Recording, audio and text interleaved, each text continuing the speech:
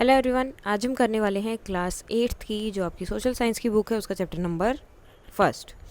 So already हमने उसमें देख लिया था नेचुरल रिसोर्सेज के कैटेगराइज आपको कैसे करना है या किस तरह से। नेक्स्ट आता था responsible and wise use of natural resources. So उनको जो है आपको यूज़ कैसे करना है, वाइजली कैसे यूज़ करना है and responsibly. Sustaining life on Earth requires that we respect nature and use natural resources in a way that enables the restoration and regeneration of renewable resources. तो लाइफ को sustain रखने के लिए अर्थ को require है कि हम जो है वो उनकी जो चीज़ें हैं उनका यूज़ थोड़ा ढंग से करें, ताकि जो नेचर है और जो नेचुरल रिसोर्सेज हैं वो जो है खुद को रिस्टोर कर पाएँ, रीजनरेट कर पाएँ, खासकर जो रीन्यूएबल रिसोर्सेज हैं उनके लिए। And the responsible and judicious use of non renewable ones, और जो नॉन रीन्यूएबल रिसोर्सेज हैं उनको हमें रिस्पॉन्सिबली यूज़ करना है, जितनी ज़रूरत है उतनी ही, उससे ज़्यादा नहीं। Scientists studying these aspects have warned that the irresponsible treatment of natural resources have led to pollution. अब साइंटिस्ट ने ऑलरेडी स्टडी में बताया है कि जब हम इनको बहुत इररिस्पॉन्सिबली जो है ट्रीट कर रहे हैं या इनको यूज़ कर रहे हैं तो उसकी वजह से एक सबसे इम्पोर्टेंट चीज़ पोल्यूशन बढ़ रहा है, बायोडाइवर्सिटी लॉस हो रही है, यानी कि जो डिक्लाइन है वैरायटी ऑफ लाइफ वो कम हो रही है, मतलब जितनी भी अलग अलग वैरायटी ऑफ लाइफ है अर्थ पे वो सब डिक्लाइन हो रही है, कम हो रहे हैं।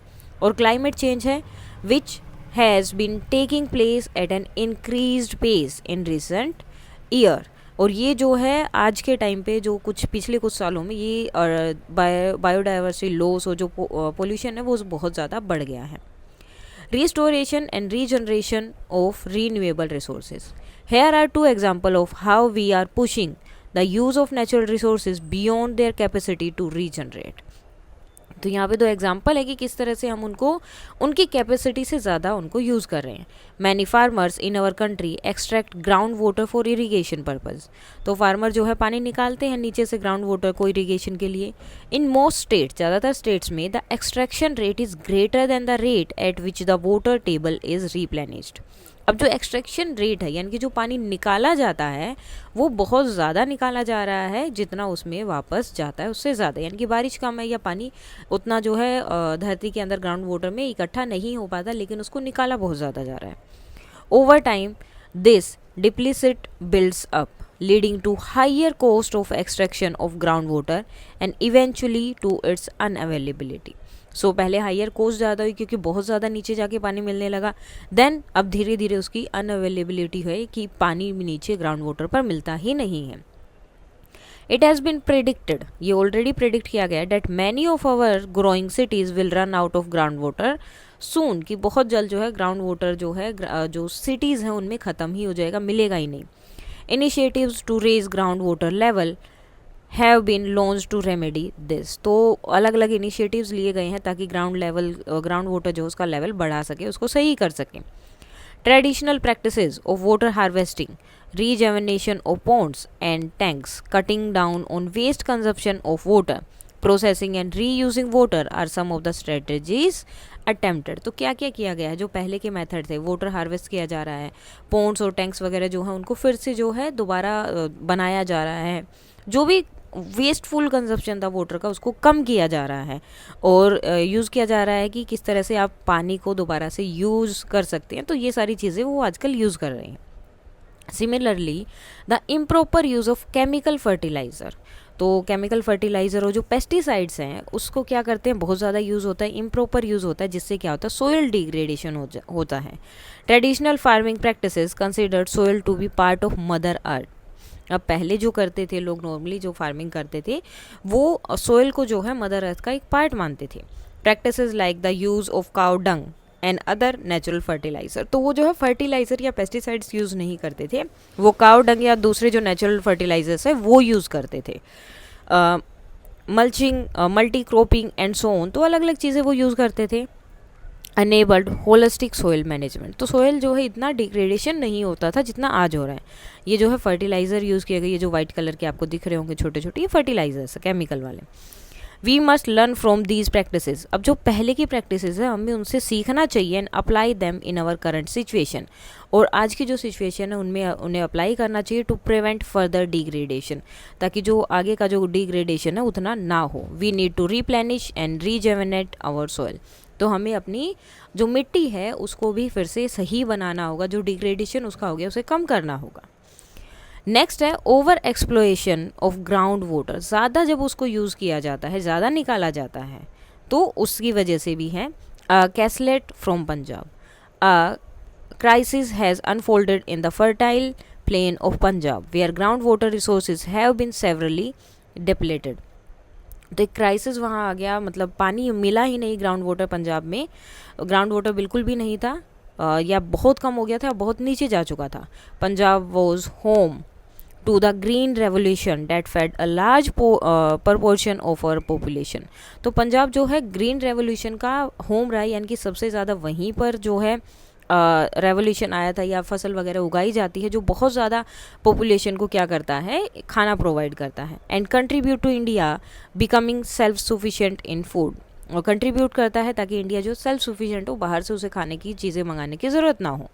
Today the same state face issues of sustainability, और आज वो सेम स्टेट के साथ बहुत सारी जो हैं इश्यूज यहाँ पर आ रहे हैं। Nature has been exploited, nature को एक्सप्लॉइट किया गया है बियॉन्ड रीजनरेशन, जितना वो जनरेट कर सकता है उससे ज़्यादा उससे चीज़ें ली गई हैं।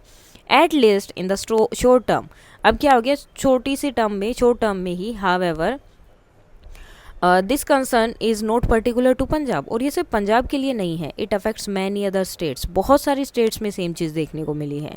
इन the 1960s farmer shifted to high yielding varieties of wheat and paddy. तो फार्मर जो हैं, जो बहुत अच्छी वेराइटीज़ होती हैं वीट की, या फिर जिनसे जो है ज़्यादा गेहूँ निकलता है या ज़्यादा चीज़ें निकलती हैं, उनकी तरफ शिफ्ट हो रहे हैं ताकि उनको मुनाफा ज़्यादा हो, फ़ायदा ज़्यादा हो। दीज रिक्वायर्ड मोर वाटर, अब उनको जो है ज़्यादा देन द ट्रेडिशनल सीड्स, जो ट्रेडिशनल सीड्स हैं उससे ज़्यादा इनको क्या चाहिए, पानी चाहिए। एंड फार्मर क्या करेंगे, पानी कहाँ से मिलेगा, एक्सट्रैक्ट करेंगे ग्राउंड वाटर को, जितना पानी चाहिए उसके लिए। In addition the supply of free power led to the over pumping of ground water. तो पंप से जो है इस तरह के पंप होते हैं, ज़्यादा पानी निकाला जाता है। Situation still prevalent in much of India today. तो आजकल भी इसका यूज़ हो रहा है, खेतों में बहुत यूज़ होता है इसका। Modern farming technique also required the use of chemical pesticide and fertiliser, ये भी यूज़ होते हैं मॉडर्न फार्मिंग में।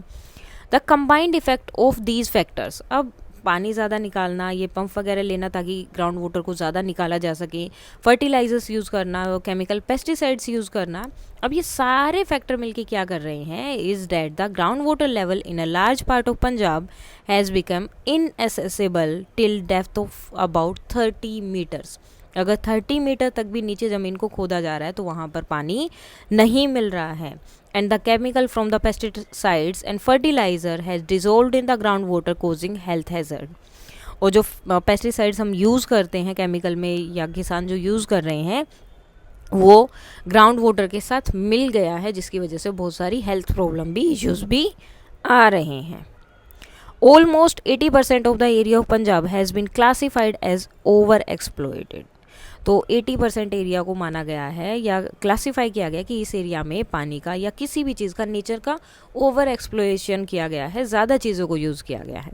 इन other word we have drawn water at a rate of much greater than at which restoration and rejuvenation of ground water is possible. तो simple words में ये है कि आपने पानी का उतना यूज़ किया है जितना वो हर साल रीजनरेट नहीं कर पा रहा है, आप उससे ज़्यादा पानी का यूज़ कर रहे हैं। फॉर एग्जाम्पल, आपके पास एक बाल्टी या एक गिलास पानी है, लेकिन आप हर रोज़ जो है 2-2 गिलास पानी पी रहे हैं, जबकि आपके पास है ही नहीं, तो क्या होगा, पानी धीरे धीरे बहुत कम हो जाएगा आपके पास। और वही जो है पंजाब में हुआ है। We can see the food security was ensured for the short term. अब फूड तो हमें मिल गया थोड़ी टर्म के लिए, but the long term consequences will take time and effort to heal. अब उसको वापस उतना ही सही करने के लिए बहुत लंबा टाइम लगेगा। Depth of water level, map of Punjab states and Chandigarh. तो यहाँ पर देखो अलग अलग दिया हुआ है। अब 0 से 2 मीटर तक जो है, जो ब्लू वाले हैं वहाँ पर मिल जाएगा पानी। 2 से 5 लीटर पर जो थोड़ा सा ये वाला जो एरिया है यहाँ मिल जाएगा। 5 to 10 लीटर्स पर जो है ये वाले एरिया में मिलेगा। उसके बाद 10 to 20 लीटर जो ऑरेंज कलर है उसमें मिलेगा, ऑरेंज भी नहीं है, रेड से थोड़ा सा लाइट, 20 to 40 लीटर जो रेड कलर है। और जो डार्क रेड है वहाँ पर क्या है कि मोर देन, ये पूरा चंडीगढ़ और उसका है, पंजाब का सिर्फ, ठीक है, मोर देन 80 मतलब 40 मीटर से भी जब आप नीचे जाते हैं ग्राउंड में खोदते हुए, वहाँ जाकर पानी मिल रहा है, तो देख सकते हैं कि कितना ज़्यादा पानी लिया गया है। Now the case of cement, अब सीमेंट का केस है यहाँ पर। We can not imagine life without cement. Our houses, schools and hospitals and other buildings, bridges, roads and airports all require cement, सबको सीमेंट चाहिए। The production of cement has been listed as one of the most polluting industries. अब जो ये cement बनाने वाली जो companies है या इंडस्ट्रीज है, ये सबसे सबसे ज़्यादा पोल्यूशन करने वाली इंडस्ट्रीज़ में आती है। The process of production release fine dust. अब जब इसको प्रोड्यूस किया जाता है तो इससे बहुत फाइन जो है डस्ट निकलती है, डेट एंटर्स अवर लंग, जो हमारे लंग्स में चली जाती हैं, those of animal damaging them, और एनिमल्स के भी जिससे उनको डैमेज होता है, प्रॉब्लम होती है।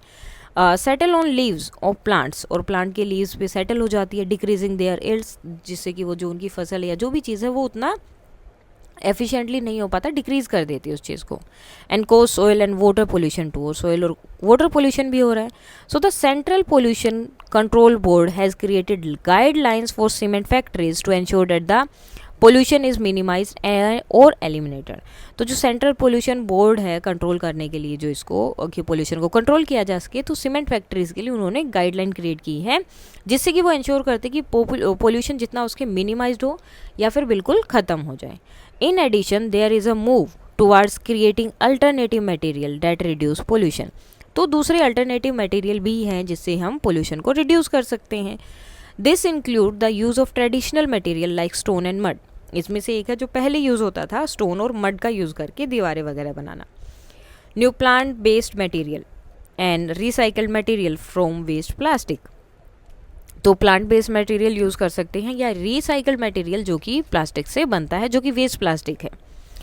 अब ये देखो, एक कम्युनिटी है building in Auroville constructed by Auroville Earth Institute which hold the UNESCO chair of urban architecture. This modern building is made of mud using special techniques. तो ये पूरी मड से बनी है स्पेशल टेक्निक का यूज़ करके। Now, traditional material and methods are being combined with modern technological advance to create new material that are sustainable.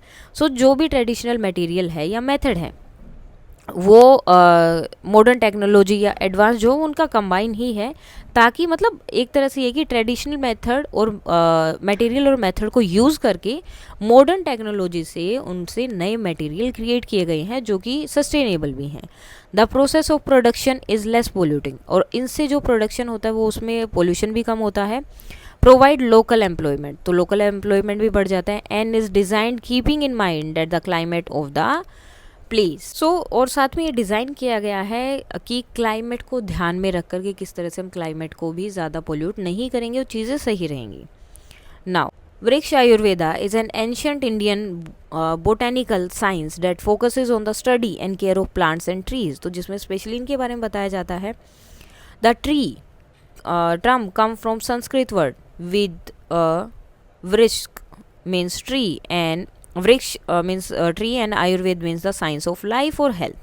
So this traditional knowledge system dates back several millennia and was formalized in text such as Surapala's Vriksha Ayurveda around the 10th century CE. It has elaborate recommendation on the specific plants to be grown on different soil types. तो बताया गया कि कौन सा plant या कौन सा जो है स्पेसिफिक प्लांट जो है किस टाइप की सोइल पे अच्छे से ग्रो करेगा। And provide intricate methods of seed collection, और सीड कलेक्शन के जो मेथड्स हैं वो बताए गए हैं। प्रिजर्व कैसे करना है, प्री प्लानिंग प्लांटिंग ट्रीटमेंट्स क्या होंगे, इरिगेशन टेक्निक्स क्या होंगी, आर एलेबोरेटरीली डिस्क्राइब्ड, अच्छे से डिस्क्राइब किया गया है। With recommendation varying according to plant species, और सारे रिकमेंडेशन दिए गए हैं प्लांट स्पीसीज के अकॉर्डिंग, कि स्पीसीज जो है अलग अलग होती है उसके according he.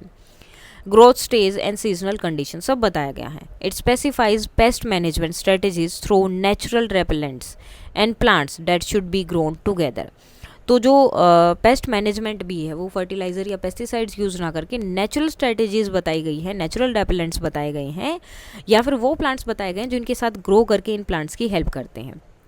This form of sustainable agriculture promotes practices like crop rotation. Crop को रोटेशन में करना है, एक ही क्रॉप को वहाँ नहीं उगाना है, जिस वजह से सोइल जो है डिग्रेडेशन हो जाता है उसका।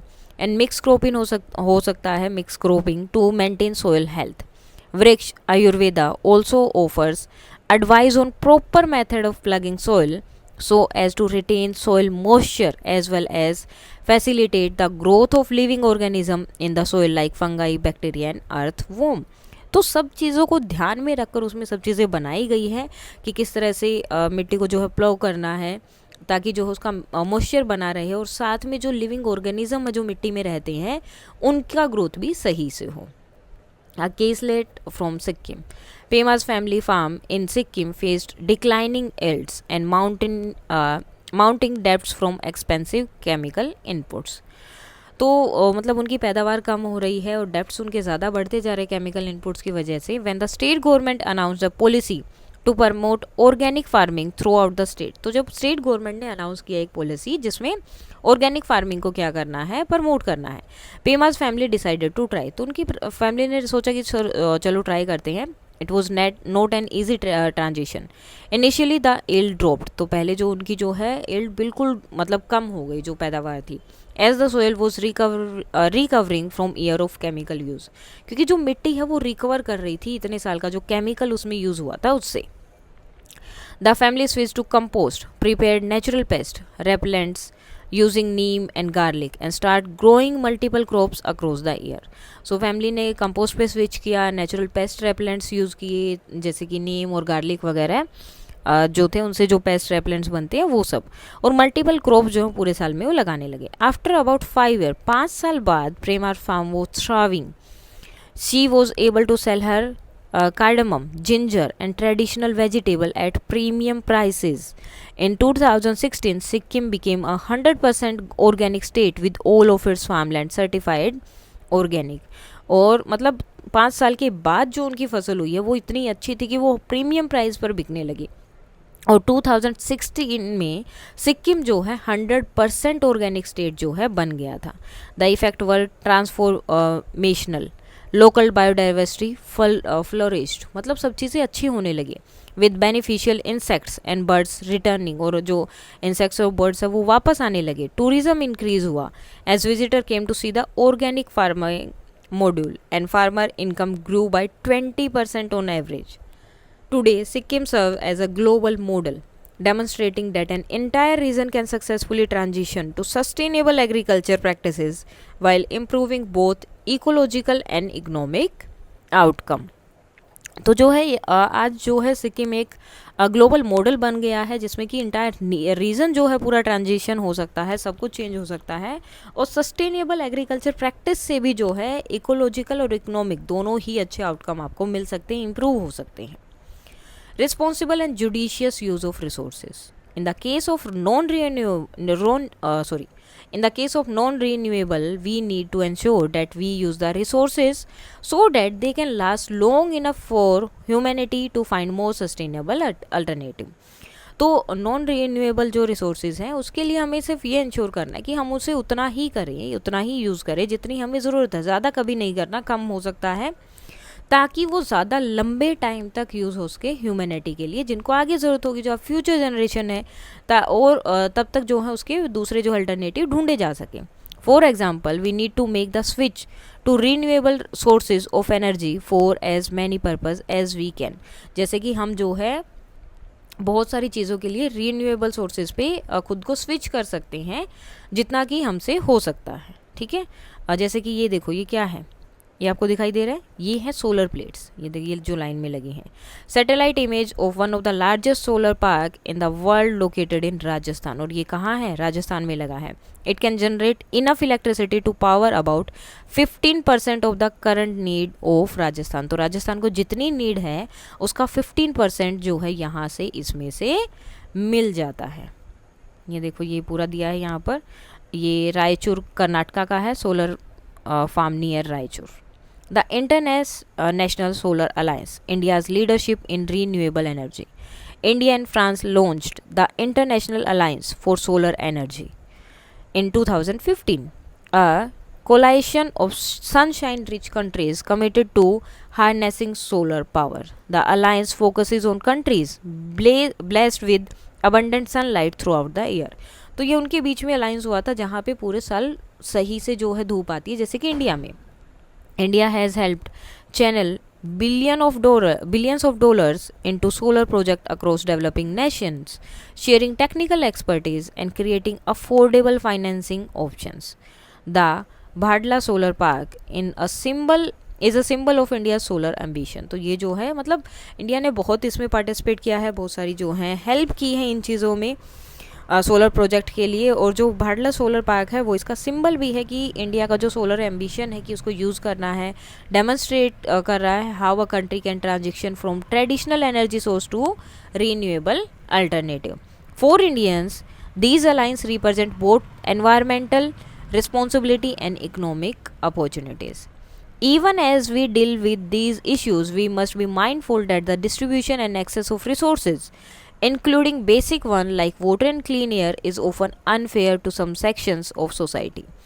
अब ये इश्यूज़ हमें पता है, लेकिन इनसे हमें जो है डील भी करना है, लेकिन हमें साथ में ये भी सोचना है कि जो रिसोर्सेज मिले हैं, जो डिस्ट्रीब्यूशन है, जो एक्सेस है, जैसे कि वाटर, क्लीन एयर, ये जो है अनफेयर है सोसाइटी में. क्लियरली ये नहीं कि इस देश को इतना मिला या इस जगह में इतना मिला तो हर एक जगह में इतना होगा.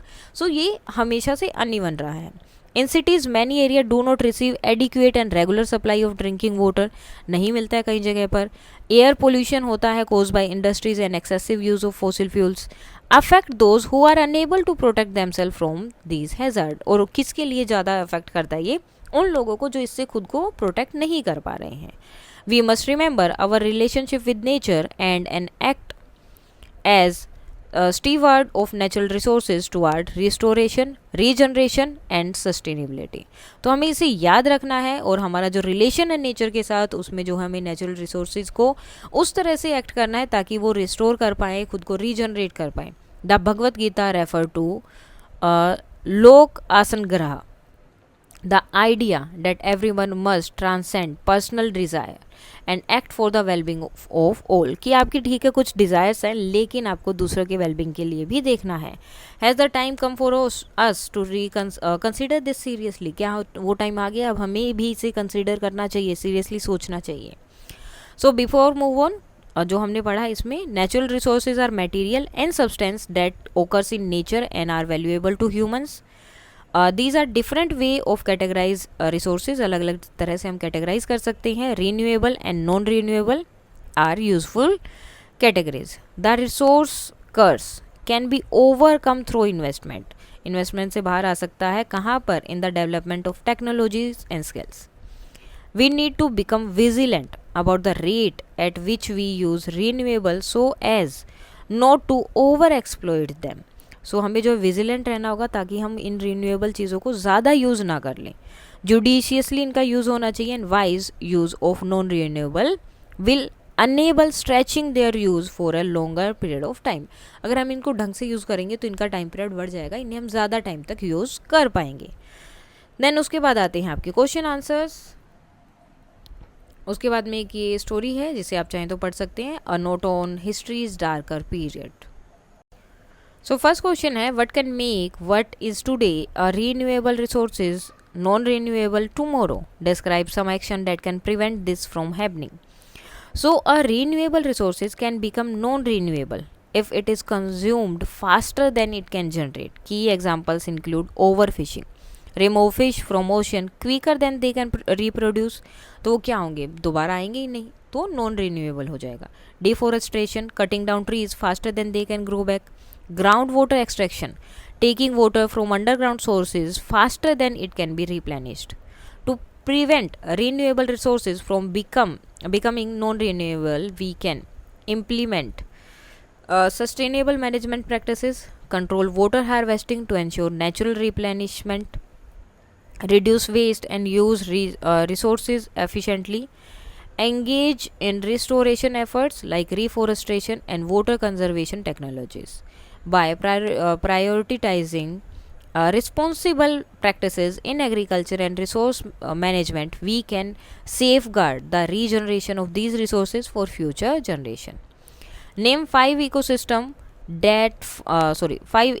functions that serve humans. So ecosystem provide several crucial functions that directly support human life and well-being. These include oxygen production. Trees and plants produce oxygen essential for human survival. Pollination. Insects such as moths, flies, and other pollinators help in the reproduction of many crops and plants, supporting good food production. Water purification. Ecosystem like wetlands and forests naturally filter and clean water, ensuring access to clean resources. Climate regulation. Ecosystem absorb carbon dioxide and produce oxygen, helping to regulate the climate and maintain environmental sustainability. Soil fertility. Process like decomposition and nutrient cycling in ecosystem support soil formation and fertility, which is essential for agriculture. Provision of food. Ecosystems provide diverse food sources, including plants, animals, and fish, which are vital for human nutrition and survival. What are renewable resources? How are they different from non renewable ones?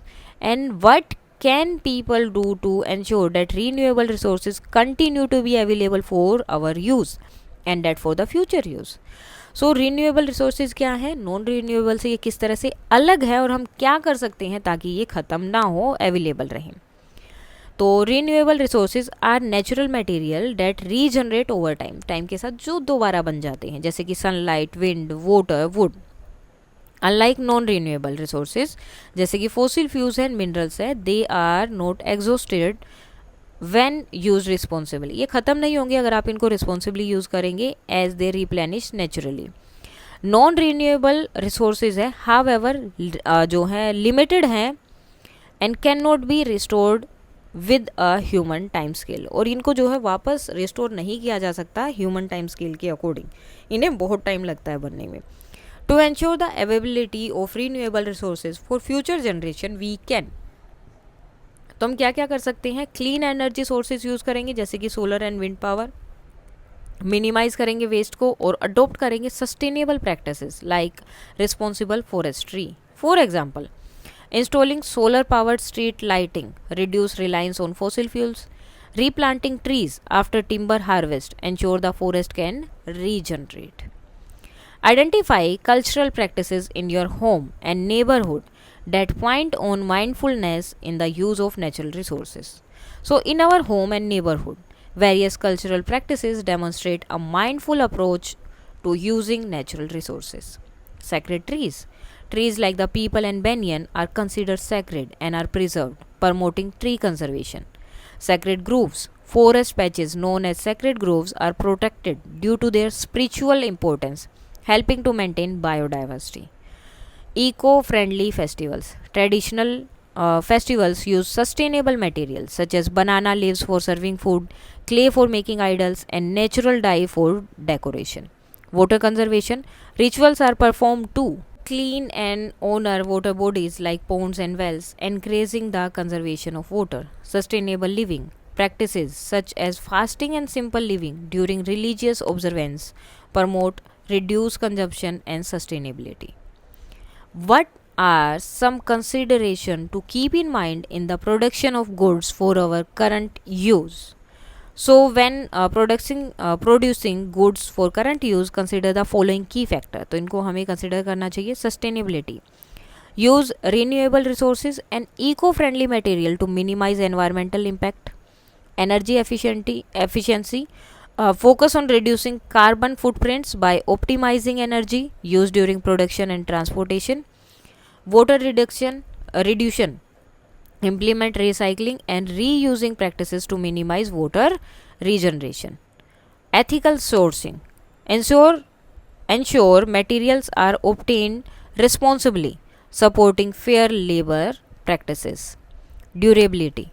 Design products to last longer, reducing the need for frequent replacement. Community support, engage with local communities to enhance social sustainability and reduce transportation emissions. सो ये हैं आपके question answer. इसके साथ आपका chapter हो जाता है complete. कोई डाउट है तो आप बता सकते हैं. That's all for today and please like share and subscribe. Thank you.